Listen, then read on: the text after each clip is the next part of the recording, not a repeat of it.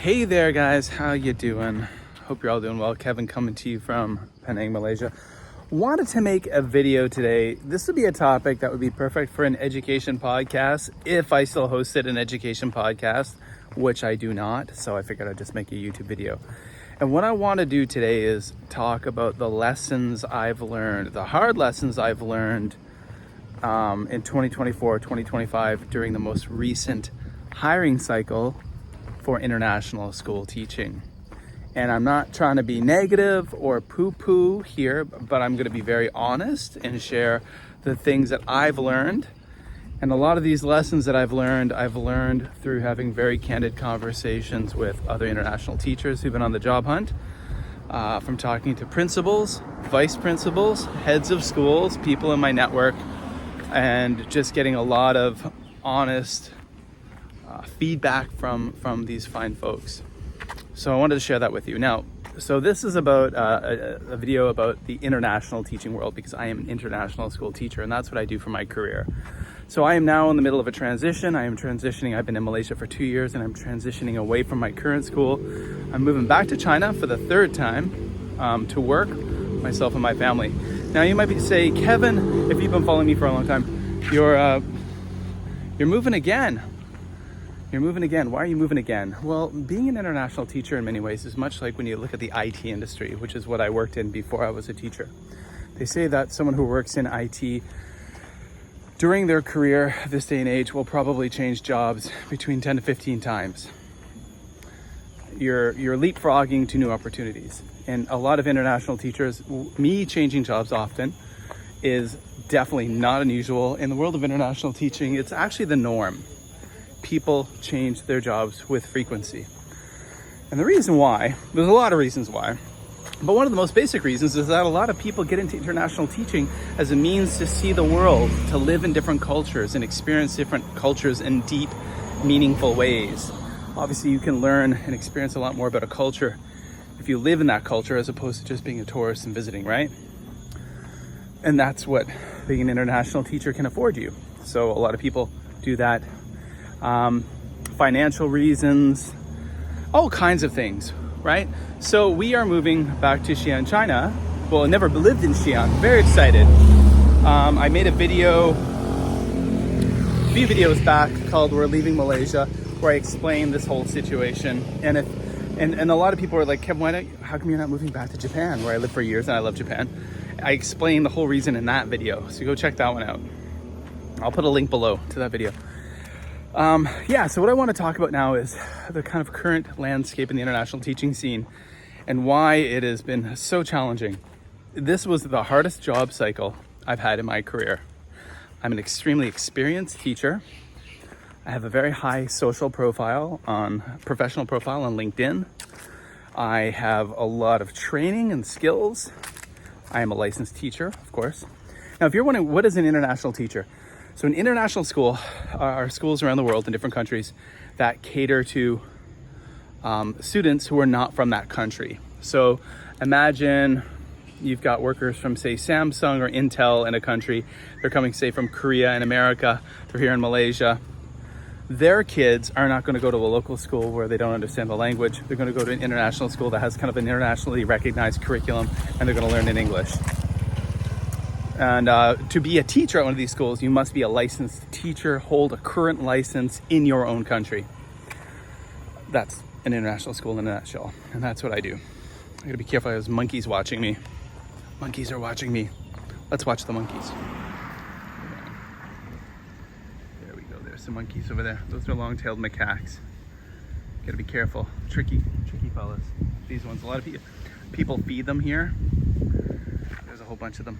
And they're bandits. If you have a bag, any kind of bag on your shoulder, they will come and try to steal it. Yeah, so there you go. So the local shrine, Taoist shrine. Okay, so let's get back to what I was talking about. So let's look at some of the lessons. Now, I started my job hunt at the end of September in 2024 for the 2025-26 academic school year. I assumed it was going to be a cakewalk. I assumed wrong.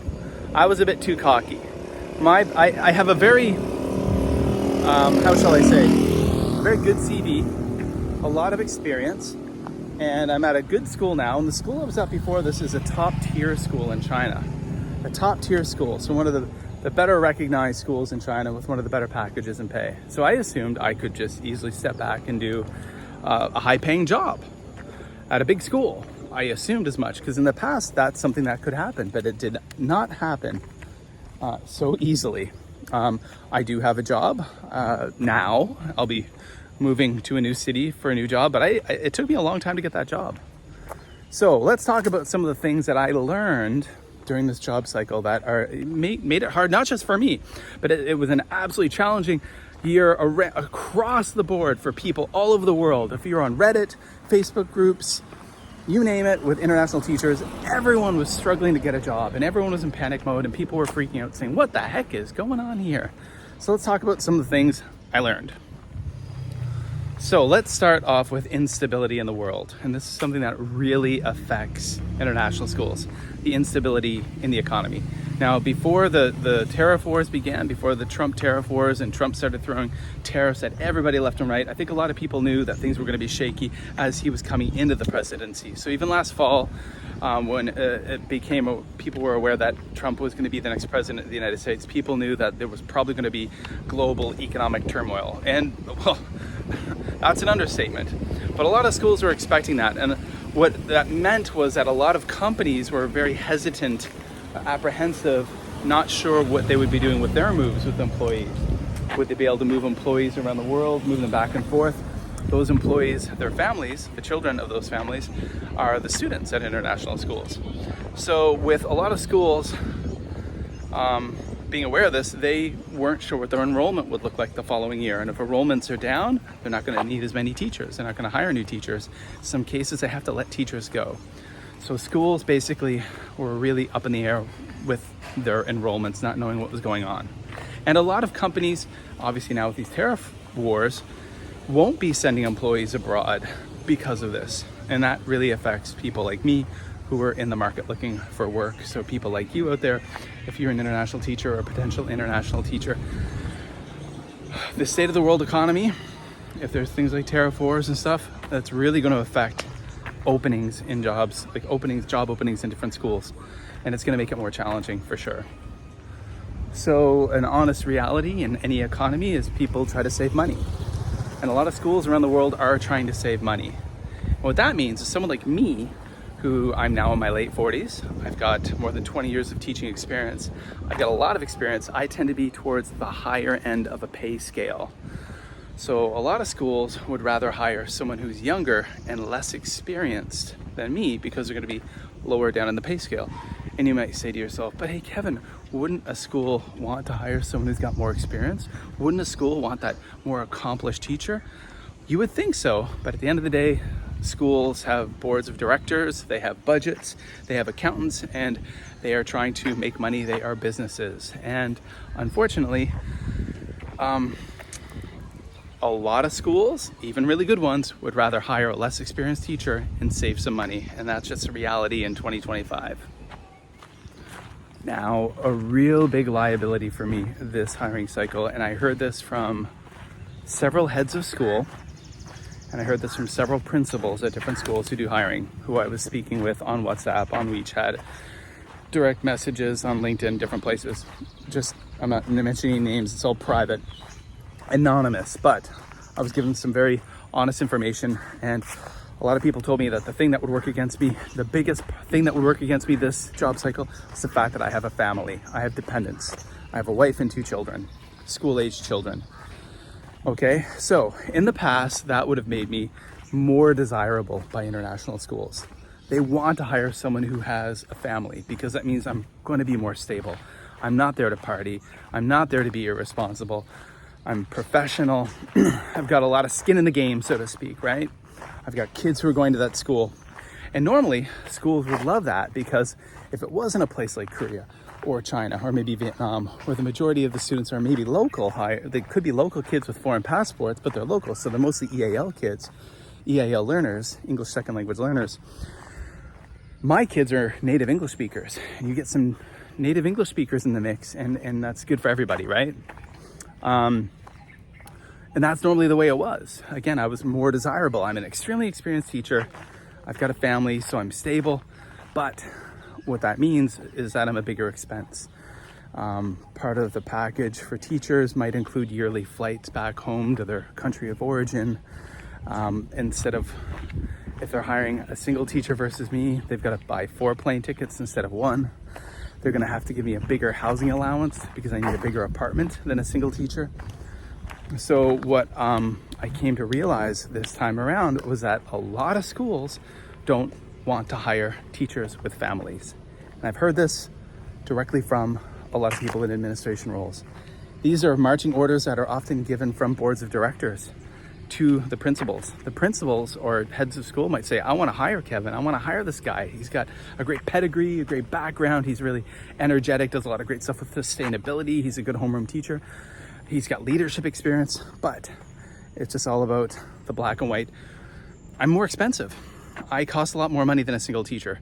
So a lot of schools made it a policy this hiring season to only hire teachers with no dependents, to only hire single teachers. And that's not me, right? And unfortunately, even schools that traditionally have very deep pockets, wealthy schools, even schools that are right now in very good financial places, don't want to hire people with dependents. Not very many, and this is just a reality, and I'm sharing this.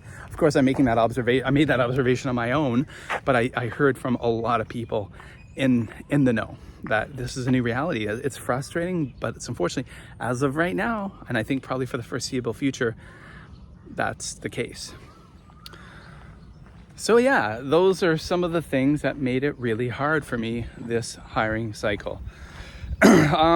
What else have I heard? Well, I've already mentioned that teachers with schools want to hire people with less experience.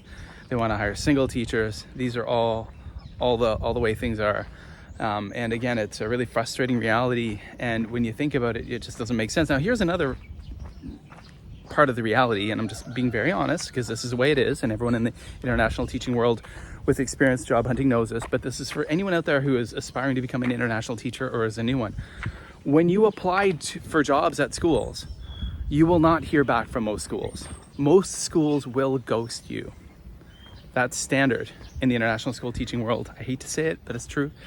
If you work in the tech industry or other professions, for example, maybe if you apply for a job, you will hear back from someone in human resources, at least just saying no thank you. Thanks for applying, but we're not interested. In a nice way, they'll say that. But the majority of international schools, even top schools of a high pedigree, will just literally ghost you. You won't hear back anything. You'll apply for a position and you just don't hear anything. They, again, will only contact people they want to interview, and anyone else, you just never hear from them. You might even send a follow-up email. You probably won't hear back. And it's sad, but it's true. That's just the way it is. So be prepared for that. It's extremely frustrating. It's extremely frustrating. But that's always been the practice. But I think it seems to be more of the practice. There were some people who bucked that trend and did get back to me, at least just saying. And I absolutely appreciated and respected every single one of those folks for at least letting me know that they weren't interested in me. So for all of the aspiring international teachers out there, all of you who are international teachers who are maybe new to it, these are just some frustrations to expect potentially. These are observations I have. These are the experiences I've had in the past year.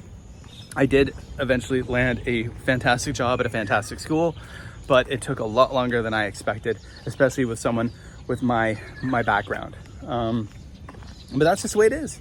And again, all this information I'm sharing with you is stuff I've heard directly from heads of school, principals, secondary principals, primary principals at schools in a lot of different countries who are part of my network, who privately shared all this with me. And people even voiced frustration that they couldn't hire me.